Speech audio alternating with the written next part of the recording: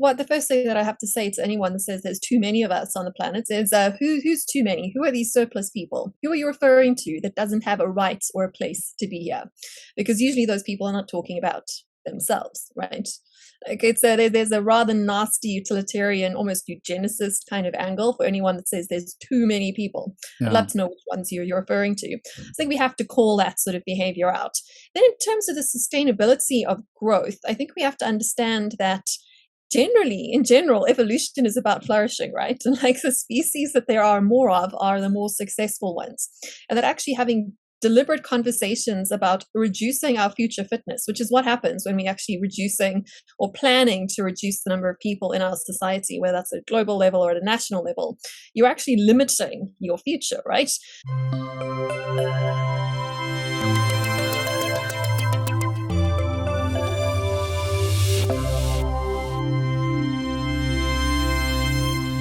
Welcome to Mind the Shift. My name is Anders Bolling. What does the future have in store for us, and how do we define the future even? My guest today is a returnee, Bronwyn Williams from Johannesburg, South Africa. She's a futurist, an economist, and a trend analyst. Welcome back to the show, Bronwyn. Thank you so much for having me back. When I prepared for this episode, I remember what we spoke about last time. I had you on the show, which was actually 2 years almost to the day. And I remember that your book or your anthology, The Future Starts Now, was about to be released just then and back then. And so we spoke about that. And we spoke about your brilliant concept, postalgia, and the general defeatism among people. So I thought, well, let's take it from there. But then I listened back to the episode and I realized that we touched upon almost every topic that I want to ask you about today. But hey, I mean, it's been 2 years. I've changed, you've changed, and there's a new audience. So yes, I think it's going to be fine anyway. So, and I guess, I mean, the same topics reappear all the time when you speak about the issues of the future. I have some headlines here. I don't know if you like them or not, but the headlines are, we'll see if we go there. But anyway, I have it here. It's the power of people, changing governance, money as a belief system, and humanity. How about that? Yeah, those all make a lot of sense to me. I think that I suppose none of these conversations about the future right now would be complete also without touching on what it means to be human, which I think sums up quite a lot of the points you've mentioned there, particularly as everyone's talking at the moment about Web3 and about the metaverse and all these buzzwords that tend to detract us from the macro trends and the key drivers that really do drive our society forward. It's all too easy to get caught up or get stuck or get distracted by the shiny new thing, which makes us feel like we're moving faster, but we're not necessarily moving in any particular direction. So if we can kind of separate the trend from the deeper drivers beneath that, I think that's always helpful. It's at framing useful conversations about the future, not just exciting ones that get you paid to stand on stages and deliver keynote speeches to enthusiastic audiences. Yeah. You ask 3 basic questions when you try to analyze the future, look into the future. You ask what and so what and what now? I mean, it sounds basic enough, but don't people perhaps ask themselves these 3 questions when they try to look into the future? Well, I think most of us do this quite intuitively and not necessarily consciously, though. And I think that slowing down and actually asking yourself those 3 questions can help you stop being distracted by, as I was talking about, that like shiny new thing. It's like, what is this? When you hear a signal, when you hear news, when you hear noisy headlines, and we all know, we all live in the same world. We all know how headlines become globalized very, very quickly. And everyone's talking about the same thing today. To say, what is this? And then, so what? What does this actually mean? What's going on behind it? And what's going to happen because of it? When we start to sort of interrogate those signals that come at us all the time, and there's so many signals coming at us all the time, when we question them consciously, we can stop being so reactive and so responding to all this constant stimuli that's coming towards us and start slowing down, making more conscious choices that actually makes us more future fit compared to our competitors, whether we're in a sort of business space or our peers, if on a more sort of personal level too. Philosophical question, perhaps. I mean, some people seem to think that, or most of us, I guess, that the future, just as the past, is another place. But I mean, we're all the time in the same place, aren't we? Right? So I mean, is it fair to say that the future is embedded in the present? Yeah, so the future is almost like a fantasy, just like the past is. As they say, like the past is a foreign country. The future is also a foreign country, and it's a place that we never arrive at, but at the same time, we always arriving at it. So the title of our book was "The Future Starts Now," but perhaps that title should have been "The Future Is Now," right? Because the future is simply the result of actions that take place in the present, which means that the present is all that matters, which is going to be confusing to our listeners who listened to our last conversation where we went into nostalgia and the trap of being stuck in the now. Yeah. But it's almost sort of moving through that to the other side and seeing that the present is all we've really got.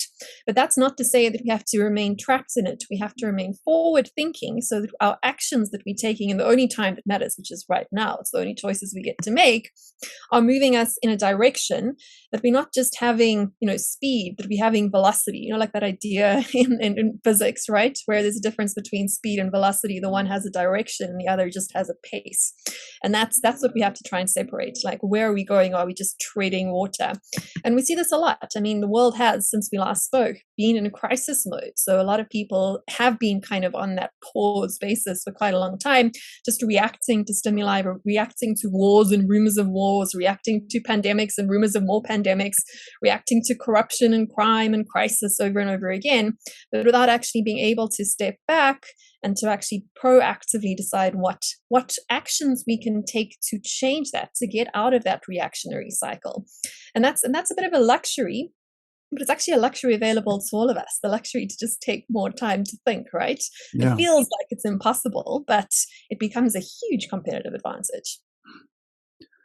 Great. Yeah, it's kind of fascinating to think about what time is in general. And I mean, we don't have to go down that rabbit hole now, but let's talk a little bit about people, the power of people. That like one of my headlines is here, because I guess people are the prerequisite of a bright future, aren't they? I mean, absolutely. We need people to achieve anything in this world. So many people think that we are too many and have thought so for a long time. But as a matter of fact, the problem might actually be that we are too few. So I know I've listened to Peter Zeihan, about him. He's another futurist. He talks about China, for instance, that China is soon, or has already, I think, started to shrink a little bit. So yes, this guy Peter Zeihan, he says that China is going to collapse because of the bad demographics they have sooner than we think. And so what will that lead to? So what are your thoughts on this, on the number of people on the planet, and whether it's a bigger problem that we're becoming too few than that we're becoming too many? Well, the first thing that I have to say to anyone that says there's too many of us on the planet is who's too many? Who are these surplus people? Who are you referring to that doesn't have a right or a place to be here? Because usually those people are not talking about themselves, right? Like there's a rather nasty utilitarian, almost eugenicist kind of angle for anyone that says there's too many people. Yeah. I'd love to know which ones you're referring to. I think we have to call that sort of behavior out. Then in terms of the sustainability of growth, I think we have to understand that in general, evolution is about flourishing, right? And like the species that there are more of are the more successful ones.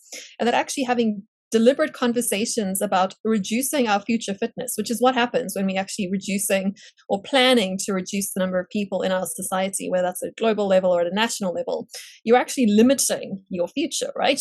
I mean, this is where the good side of futurism comes in. It's about being open to possibilities, about being open to possibilities of things like sustainable growth. I have a lot of these conversations. I think, in fact, our last conversation, we also talked about that false trade-off. There are a lot of real trade-offs in the world. I'm a trained economist and I'm all about the trade-offs. But there's a dangerous false idea around that you have to choose between sustainability and growth. In fact, I've been speaking a lot over the last year about the different dictionary definitions of sustainability, the sustainability of a positive mindset and sustainability on a negative mindset.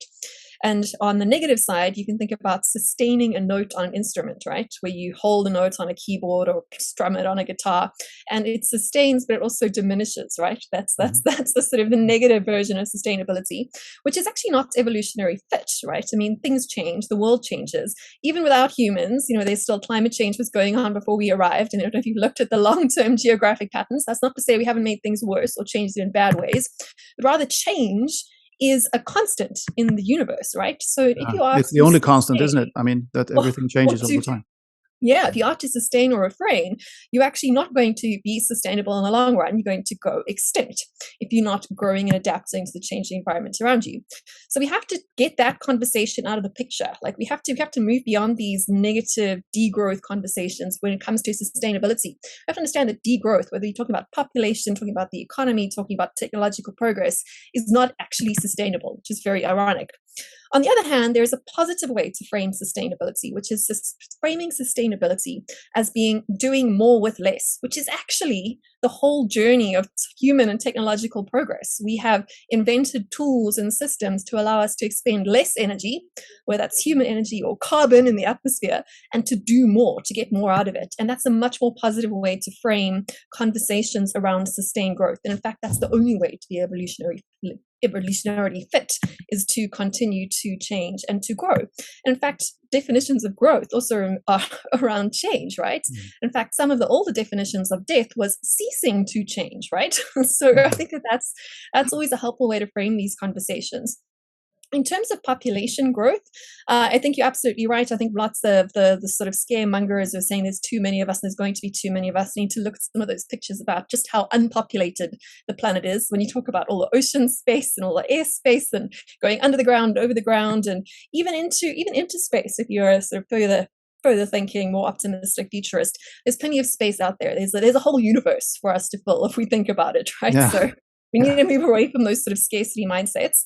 Now, I don't tend to be a sort of growth at all costs kind of a person at all. I think that there's always trade-offs, there's always balances there and all the rest of it. But I think that what we do need to understand is the maths here of how quickly populations can decline. If birth rates fall from 3 or 2 babies per family down to 1, your population halves within every generation. And you don't have to be particularly good at maths to see how that pans out in the long run, right? Oh, we see this happening in Asia right now, in Korea and countries like Korea and China. Yeah. So I'd encourage you, if you are interested in the subject, to go and look up the population pyramids of various different countries. And they used to be pyramid shaped. Now they're like pagoda shaped, which is quite ironic, saying since a lot of these population trends have turned in the East, right? But if you look at the Japanese one and how unbalanced it is, you've got inverted pyramids that are supported by a very small base. The only way to fix that is through either sort of, breeding again, or by allowing immigration in. And this opens up all sorts of different questions. And it comes back to the point I made right at the beginning, which is saying when people say there's too many people, they're generally talking about too many of some other group of person that they don't like. Yep. And that's why we can start to see these conversations very quickly come down to the fact that there's not too many people in the world. Rather, people are wanting to defend either their own race, their own nationality. There's some sort of nationalistic or maybe even fascist kind of conversation behind that. And I think we do need to challenge these ideas. There's plenty of space out there for all the people that we have on the planet. Birth rates are turning along with education. There's many sort of long-term drivers behind that, including the emancipation of women. And not all of us women do want to have just many, many, many children. And the fact that children do survive to adulthood, there's many reasons why people want to have less children. So I don't think we need to be discouraging people from those sorts of things. There's quite a lot of natural trends that already tend in the direction of population degrowth rather than growth. But a lot of that is also to do with how positively or how negatively we do frame our conversations about the future. If you do not believe that the future is going to be a better place than it is today, then of course degrowth starts to make a lot of sense, whether it's on a personal sense, depending on how many children you want to have in your own family, or on a national planning level, how many people you want within your nation. But anyway, I think the population numbers conversations is very revealing about people who advocate growth or degrowth policies in that regard, and how much they respect human life and what sorts of lives they are respecting. So I know that's a bit of a sermon, but I do feel the need to sort of interrogate those conversations, because we have them all the time in the future space. And it's a very elitist subtext that comes through when we get to those points. I love that you're saying that. I couldn't agree more, actually. I'm very surprised many times when I read op-eds, for instance, where intelligent people are still claiming that that population is growing too fast, and that is the basic problem for the environment and all that. And it's totally flawed. It's like, Malthusian reasoning in the 21st century. It's very strange, but Anyway, More people mean more ideas, mean more opportunities, yes, means more real sustainable growth. I mean, who do we think are going to solve the problems of the future? Those of us that are already here, not likely, right? But every new person that's born is another sort of lottery ticket into the exactly. future evolution of our species, right? We want more cards in the drawer, not less. And If there's we also, are yeah, if you look at different continents in the world, you said very wisely here, very well put, that if you want fewer people in the world, it's not about the people that are around you. You want fewer of some other people in some other parts of the world. So if you look at Africa, for instance, you're based in Africa, and you compare Africa with Western Europe. I mean, Africa is so much less populated, much less densely populated than Western Europe. There's extremely a lot of space in Africa, and then everybody's looking at Africa and getting scared. And look at the birth rates in Africa. It's terrible. What's going to happen there? So I mean, but Africa is a continent with the people, right? I mean, that's where the people are going to come from in the future. So how do you look on that? I mean, what's happening with Africa and the African population, and is that going to be an advantage for this continent in going into the future? Well, that is a hard one to talk about because in general, the sort of societies that have been able to grow quite quickly have taken over the advantage of what they call a demographic dividend. That's when your independent population is growing at a faster rate than your dependent population. And that's critical to note here. So it's not just a case of more people mean more growth. It's rather more productive people or more people that are adding value to society rather than people that are essentially living off the value of society. So this is the same conversation around those population pagodas that make unsustainable social contracts. We've got sort of too many old people that are dependent on a shrinking, working, productive population base. The danger in Africa, which makes it quite different to what happened in Asia and what happened in China first and then in India now, where they were able to take advantage of that demographic dividend window of opportunity, was that they had a large productive working age population. So you had a lot of people working in the economy at a time when you had few children. This was also, I mean, let's be honest, talk about China's sort of one-child policy. When you got a lot of parents working but a lot of children dependent on them, your population gets a bit richer. It's not a sustainable solution, but for a couple of generations that plays out. Or India, which probably did it more sustainably, where you just had a large youth population bulge that are all now taking advantage of digitization, internet, access to education, and now growing their economy, right? So you have a much smaller dependent population on either end, on your youth and your old age, and you're unemployed. And that's where the catch is for Africa. If you have a demographic dividend, you have a large youthful population of working age that are unable to work or unable to take advantage of economic opportunity, you actually have a demographic sort of disadvantage rather than a demographic dividend. It is critical that that working age population is actually working and productive, that you've got more people that are contributing to the state fiscus or to the overall economy, and there are people that are living off it, that are dependents of the state. And unfortunately for Africa, and this is not an indictment on African work ethic or African opportunity, this is an indictment on global society and the unfairness of the way the world's economy has worked, that we are still today actually undergoing colonization. We just don't undergo colonization via sort of men with guns that come and literally physically take over your land and your physical goods. We now have sort of backdoor expropriation of wealth from developing markets due to the very unfair playing field of the way our global economy is set up, particularly talking about money, because money is of course a human construct, and money gets its source of value from two places, from faith and from force. If you're into crypto and DeFi, you think you're very clever, but your currency is backed purely by the magic of faith, and what people believe in today, they can stop believing in tomorrow. There is no way for you to force someone to believe in the value of your Bitcoin. You can only persuade them to do so. However, our global economy is based on a different sort of money. It's based on money that is backed by both faith in the governments that actually back this currency, but also backed up by a second tier sort of lever here being that of force. The threat of, if you don't accept the value of our money, particularly our dollars, let's be honest here, then we can send men with guns to make you believe in it. And that's really a lever that's only available to the strongest in any global society. Much like the old quote went, right? The strong take what they will, the weak suffer what they must. This is what's going on in the world right now, right? I mean, America can cause global inflation by increasing its monetary supply and can use that manufactured magic money to buy up real resources in terms of labor critically right now, and in terms of real resources in terms of property and mineral rights, for example, from weaker economies. And weaker economies simply can't do the same thing in reverse. They end up going bankrupt. This is the huge unfairness about the way the world is structured right now. And unfortunately, Africa is coming of age, growing into that demographic dividend window of opportunity in this incredibly unfair global world, which means that the brightest businesses that are setting up businesses here on this continent tend to be, if they are particularly successful, they'll be backed by foreign investors. And a lot of that capital ends up leaving the continent once again. And this whole sort of cycle just continues. And a lot of this it's hugely unfair and it's hugely difficult to break out of it.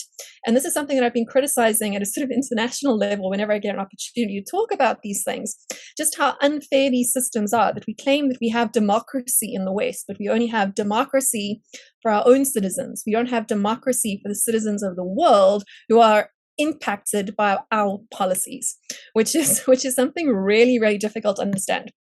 The other thing that I want to make about Africa in terms of both birth rates and growth, in that in my country, in South Africa, I think the UN projections are that birth rates will fall below replacement rate by the year 2050, which is not that far off. So it seems to be... Where was that? That's going to happen Africa. in Africa? Not across Africa, but in South Africa, which is quite interesting. Which does sort of, it speaks to the same sort of trends that we've seen for a long time, that you're more educated, wealthier populations. Let's be honest, South Africa is a lot wealthier than the rest of the continent, even if we're much poorer than the rest of the world. Wealthier, more educated populations do tend to have less children.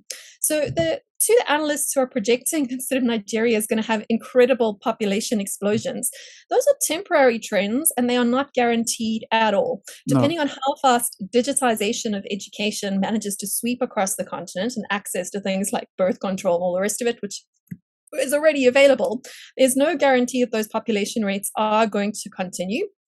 So the demographic dividend window of opportunity is still, even if the trends do project, it's still only a sort of 50 to 100 year kind of span that we can get to.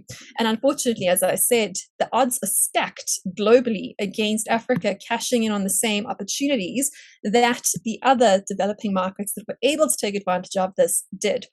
China and India came of age towards the tail end of the industrial era. Africa is coming of age now in the digital era, which optimists tend to say that's a great thing, right? Because digitization is so democratizing, but it's not. It's democratizing of access to information, and it's absolutely not democratizing in terms of access to capital. And this is what various people are trying to address, doing things like cryptocurrencies and borderless cash systems and all the rest of it.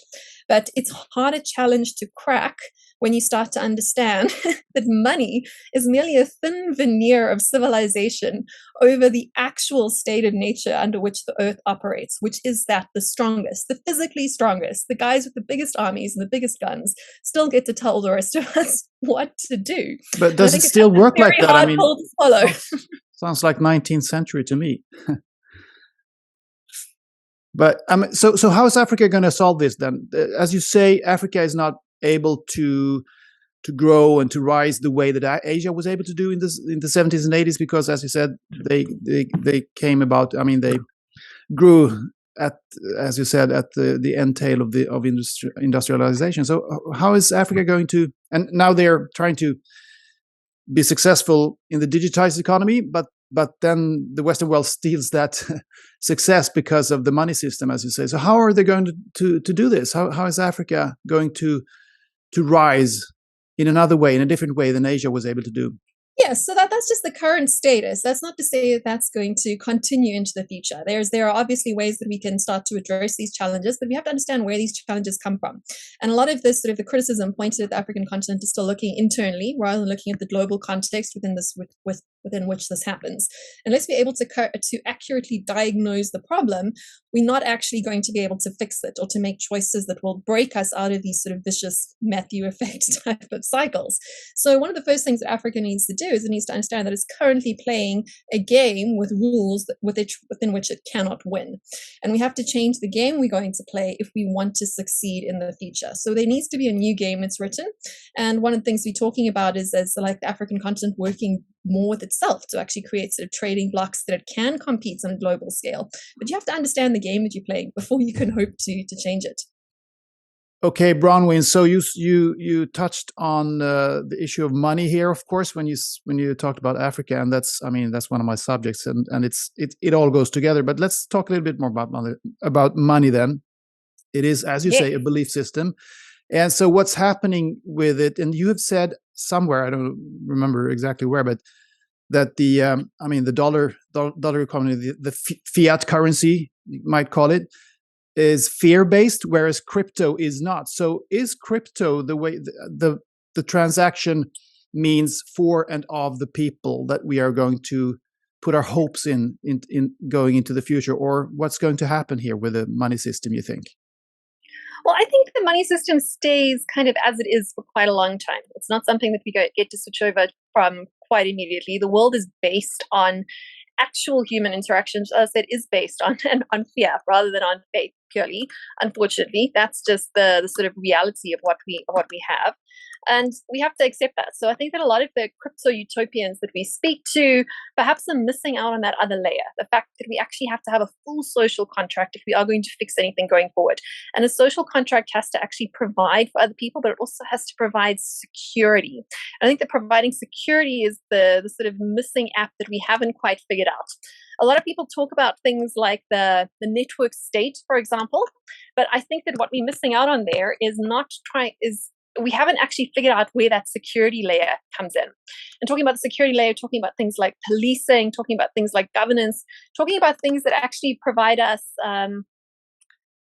security against the strongest in our societies, which is something democracy has been good at, but it's something that we haven't cracked entirely, and that democracy still has those sort of flawed, it still has the flawed monetary system underpinning it, and we haven't cracked those apps yet. So we kind of need the crypto of the security space if we are going to fix things. Cryptocurrency, is it going to be able to develop independent of the very handsy central banks out there who want to have control over the cryptocurrencies as well, of course? Is that going to happen, you think?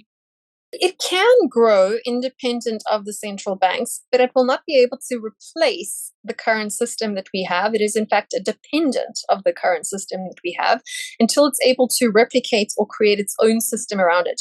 And that's the system that I was talking about in terms of it has to create a full social contract. Money is actually not the important thing when it comes to conversations around equality and democratizing the future. Money is still just an illusion. Money is the symptom, but it is definitely not the cause. The problem is that we have power balances across our societies, right? That we have some societies that are much stronger than others. And money is just a very small part of that. And we tend to think that because our monetary systems are flawed, and they definitely are, I've spoken about this a lot, they are hugely unfair, that if we fix that, we fix all the problems. But it is a symptom. It is not the underlying cause. The fact is that we are very strange creatures as us human beings. We are competitive. We are living in that proverbial, as they call it, like the crab bucket, right? Where we're always trying to become the top of the heap. And money is actually tames us in some regards, rather than actually exacerbates the problem. And we tend to focus on the solution, this imperfect solution that we've devised to actually get along and work with and live with each other, live with the weak and the strong in one society. We tend to think that's the problem, but it's really not. In fact, money was designed actually to democratize. Well, it wasn't necessarily designed, but what it has done, whether you like capitalism and money or anything else or not, the fact is that money has actually tamed our status-seeking drives that have actually been the cause of most destruction in society, whether it's wars or raping and pillaging or all the rest of it. Because money is a proxy of power and status, but it is not implicit power and status. And what money has, unlike other power and status games, is that there are various ways to achieve it. They are generic points, those rands or those dollars or those euros or those pounds in your wallets, that even if you were not endowed with an awful lot of them at birth, there are various ways to accumulate them using any of your sort of talents or your opportunities that come your way. That's not to say it's fair, but it is to say there are multiple paths to accumulating more status through money. Now, other sorts of status points or other sorts of power games are much less fair when it comes to those original endowments, where when you're talking about physical endowments, things like where you're born or how literally strong you are or how powerful the nation state behind you is. Those are much harder endowments to overcome. And I do like to challenge conversations around thinking that new monetary systems can fix our problems or that money is the problem. We need to dig a little bit deeper into what money is actually doing for us in terms of helping to create that veneer of civilization that we all get to enjoy. So when we break down those systems, much like Chesterton's fence, we need to think why we put that fence up there. It might be annoying, it might be obnoxious, it might be imperfect, it might be unfair, but what is it actually holding back? I think that these are the conversations we're going to be having over the next sort of 10 to 20 years. They won't be conversations around private money and around cryptocurrencies. They're going to be conversations around the new social contract, which is something I've spoken about for quite a few years, and specifically new ways to hold back the states of nature. Because we are swinging into a new period where state of nature is actually winning again. I mean, we have wars, we have rumors of wars, we have the rich getting richer. I mean, like we heard about NFTs and Web3 being the creator economy and creators getting paid fairly for their work. But I mean, like, just open up the newspapers and see the big winners of NFTs, brands like Nike, for example, or Hermes that are making lots and lots of money from these things. Because what Web3 and NFTs have done, which I think is a very good case study, it's trying to illustrate the point that I'm trying to make here around money not solving all the problems, is that what Web3 as we know it, and this whole NFT explosion it's done, is effectively allowed us to launder intangible power. That is power, status, privilege, brand identity into explicit cash. So it's opened that one-way sort of door. Now, what we haven't sort of squared the circle there is being able to use your capital to actually purchase that credit, but we're getting to that point. What non-fungible tokens have done is they've actually made intangible assets fungible now. They've made status and power fungible. And what that has done is that it's made the powerful and the rich that much more powerful and rich, and vice versa. So the biggest winners of this new sort of digitized world that we're creating, especially this ironically DeFi world that we're trying to build with the likes of Bitcoin and all the rest of it, is it just empowered those Matthew effect cycles to go even further.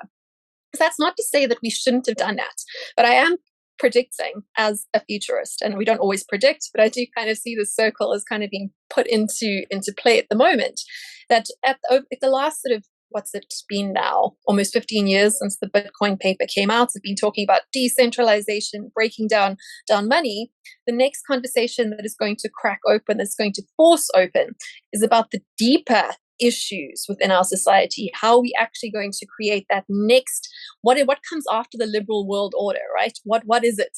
How do we hold back the states of nature without devolving into the Leviathan, which is always the other option?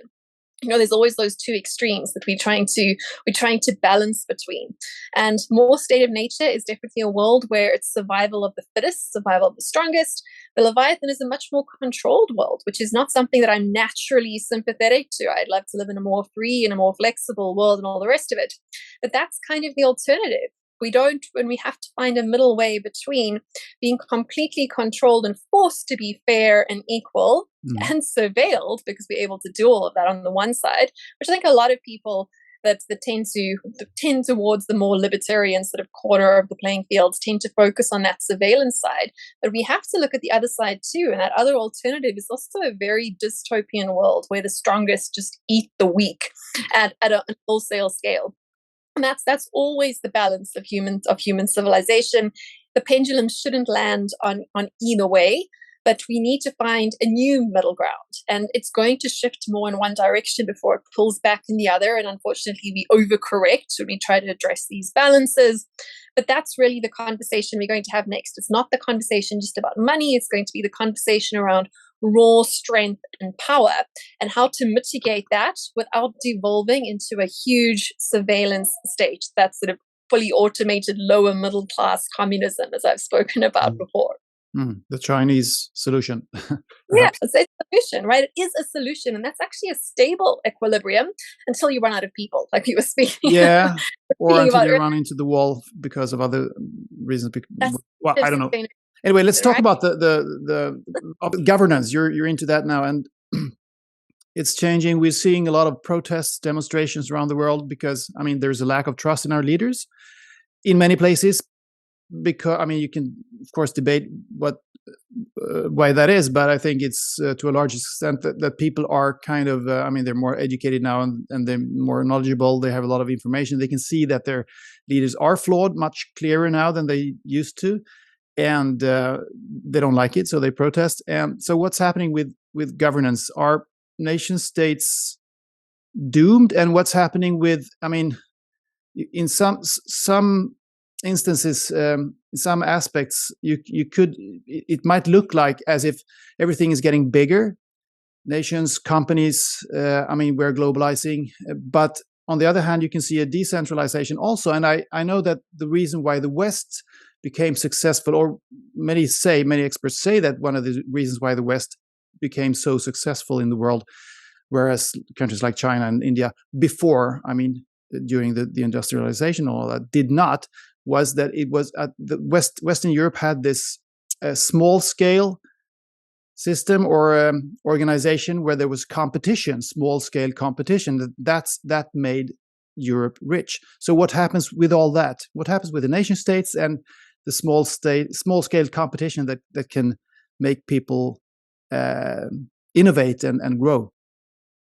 Coming back to evolutionary fitness, it's critical that we have a balance between both competition and collaboration, right? Like you're saying, this was the sort of killer apps of the West. You had internal competition, particularly on the sort of capital markets and the economic markets, but you still had collaboration in that there were treaties drawn up and there was at least enough peacetime to get things going.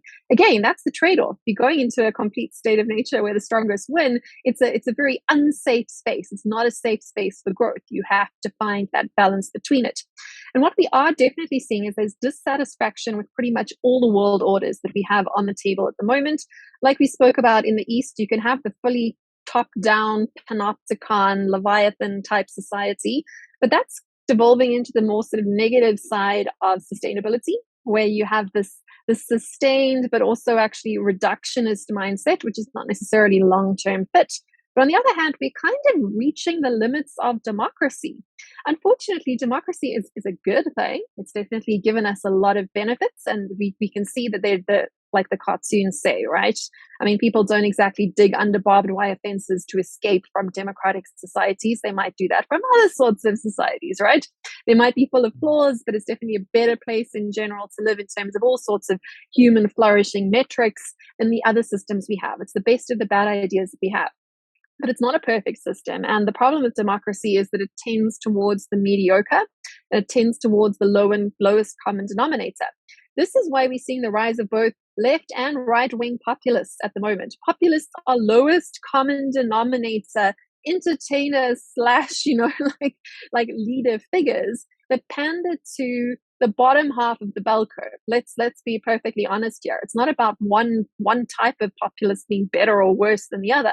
This is a natural outcome of many generations of democracy, which is about mediocrity. This is what democracy gives us, right? Now, there are ways to break out of that cycle. And I think that one of the solutions that we are going to hear more and more about is, again, finding a balance between total decentralization and anarchy, and also that balance between a totally surveilled and top-down society, neither of which are long-run sustainable on their own. And we're going to have to start to see compromise solutions, because nothing is going to be perfect. We're very imperfect creatures as human beings. The best we can do is to try to put checks and balances on all forms of power to make sure it doesn't accrue in any one particular corner. And ideas like direct democracy, we're going to hear more of. This is not the sort of democracy where you vote in polls once every 4 or 5 years and you get the lowest common denominator leader for your country. Rather, it's the sort of democracy where people get to vote on more things and have more opportunities to exercise agency, and whether they can choose to exercise that agency or not. And the thing with these sorts of systems is they're going to have to, in the future, scale. So one of the things that I think scares a lot of people that do tend towards the conservative or tend towards the cynical are ideas of things like one world governments, and how that often seems to be quite inevitable. Like it's inevitable that we sort of tend towards a very homogenous governance system. People are scared of things like the UN and the World Economic Forum and those sorts of platforms. But what we need to start thinking about is how we can scale checks and balances on power at a global level. Because what people that are concerned about one world government sort of conspiracy type, Illuminati type plans forget about is that already decisions are taken that have international consequences. We spoke about the dollar and how like the dollar's policy affects citizens in Africa. We don't have a vote on that. So we have to start thinking about it instead of a world sort of government being something that is imposed upon the citizens of the world.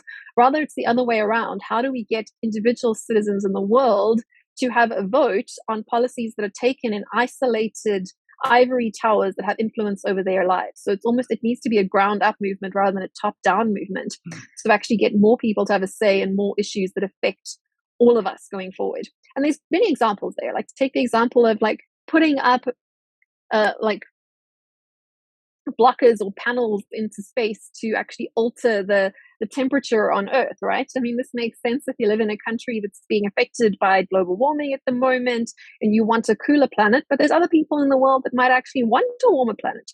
There's other people that would like to leave the systems alone. And I'm not taking a view on who's right there, but I'm saying that those sorts of choices, things like seeding rain and geo manipulation of various sorts, affect all of us on the planet, but those decisions are taken by politicians and by even non-elected bodies that most of us don't have a say over. And these are where the ideas of decentralization and the ideas behind DeFi that have been attracted towards capital accumulation and extraction of value from the stupid towards the smart, and from the unfamous and the unrich towards the rich and the famous, are going to start shifting as people start to understand that the ideas behind concepts of things like decentralization and fractal localism and all the rest of it have much more power when they're actually used over real decisions and real power and not just at the monetary layer. I think that that's something that we have to start separating in our conversations, the difference between the real economy and the monetary economy. And as long as you're having conversations only around the monetary layer, there are so many ways for you to get scammed and manipulated. Money is a proxy of reality. It's not actually reality. And we're going to see those conversations shift back to reality. We already have. I mean, this is something that I predicted that has actually rolled out, in that I predicted the year 2020 was the year where we're going to start talking about real things again.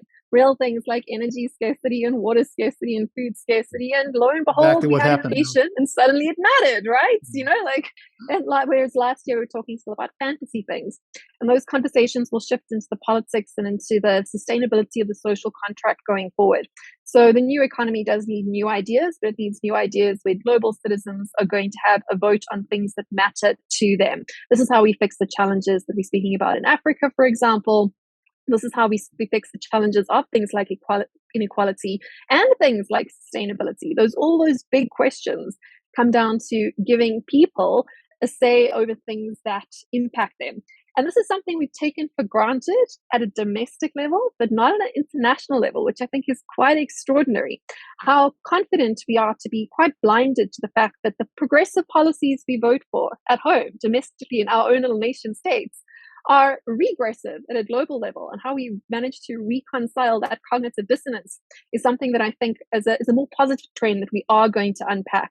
That is going to be the conversation that we're going to have, and that's how we actually progress, I think, which is a very different conversation to that around technology and things that people are generally talking about when it comes to the future. Yeah, but more important, I think, I agree with you there, of course. And having all these big issues as a backdrop, what is happening with human awareness and our view upon what a human being is?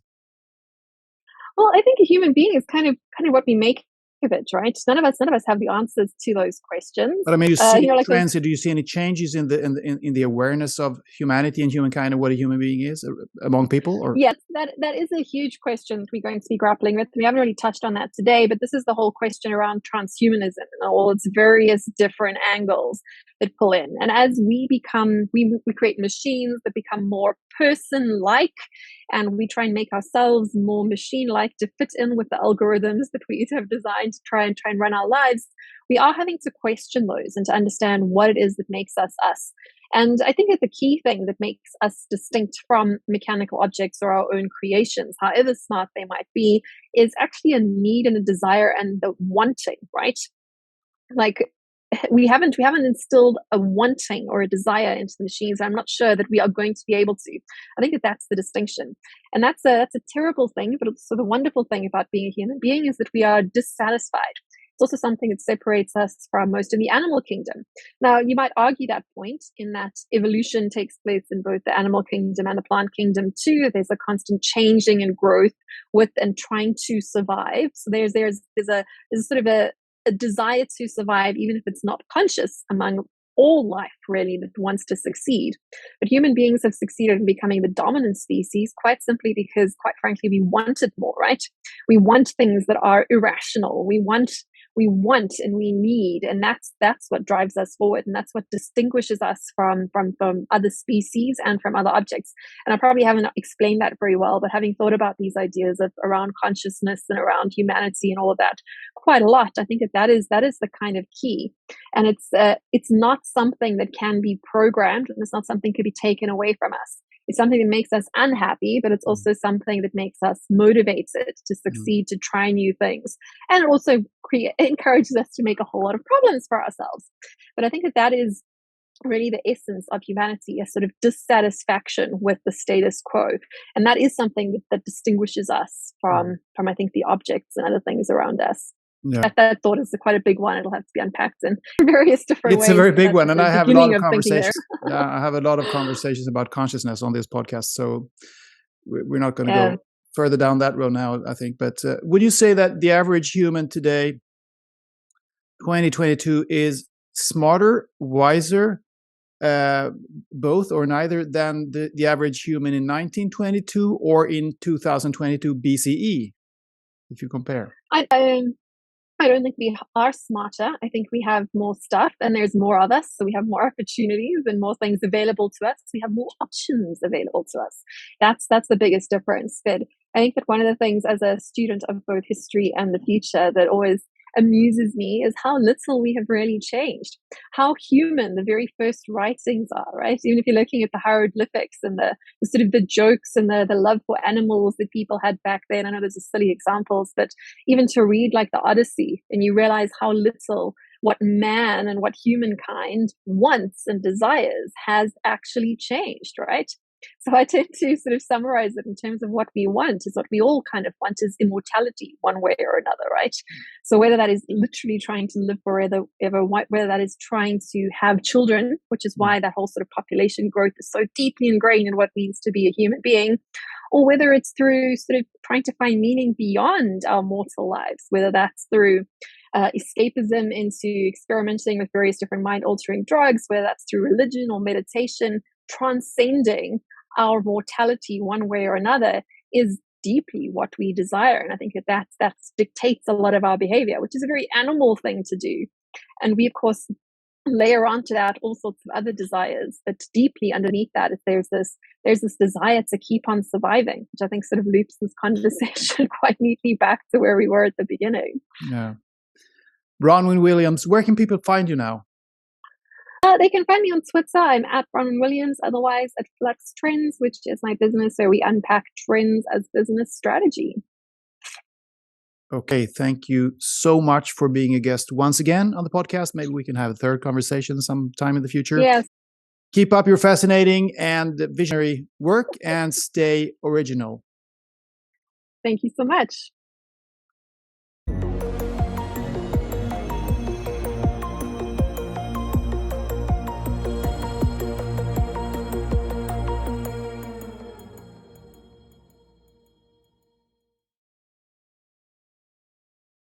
If you like this video and other interviews and talks on Mind the Shift, please like, share, and subscribe. I appreciate all the support. And you can follow Mind the Shift on Facebook and Instagram. And you can follow me, Anders Bolling, on all the main social media and also on medium.com. Thank you.